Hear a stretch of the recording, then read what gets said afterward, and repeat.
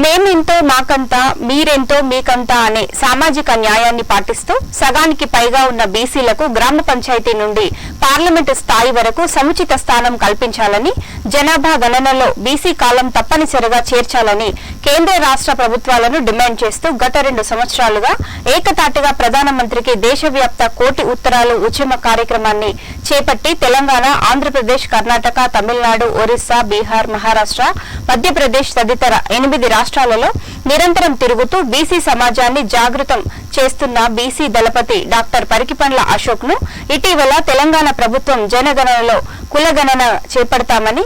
ముఖ్యమంత్రి రేవంత్ రెడ్డి ప్రకటించిన సందర్భాన్ని పురస్కరించుకుని కరీమాబాద్ ఎస్ఆర్ఆర్ తోటలో సోమవారం సీనియర్ వైద్యులు డాక్టర్ ఆడపు రాజేంద్ర ప్రసాద్ ఆధ్వర్యంలో సన్మాన కార్యక్రమం నిర్వహించారు. ఈ సందర్భంగా సన్మాన గ్రహీత డాక్టర్ అశోక్ పరికిపండ్ల మాట్లాడుతూ బీసీలు శాంతియుతంగా రాజ్యాధికారం దిశగా పయనించాలని, భారతదేశ స్వాతంత్ర్యం వచ్చిన దగ్గర నుండి జనాభా గణనలో కుల గణన చేపట్టకపోవటం వల్ల బీసీల లెక్క తేలలేదని, దాంతో రాజ్యాంగబద్ధంగా మనమెంతో మనకంతా అనే సామాజిక న్యాయం జరగక తీవ్ర అన్యాయం జరిగిందని ఆవేదన వ్యక్తం చేశారు. జనగణనలో కుల గణన చేపట్టాలని, తీవ్ర ఒత్తిడి తీసుకురావాలని, మన హక్కులను సాధించుకునేంత వరకు విశ్రమించేది లేదని తెలిపారు. ఈ కార్యక్రమంలో వివిధ ప్రజా సంఘాల నాయకులు, జాతీయ ఉత్తమ ఉపాధ్యాయ అవార్డు గ్రహీత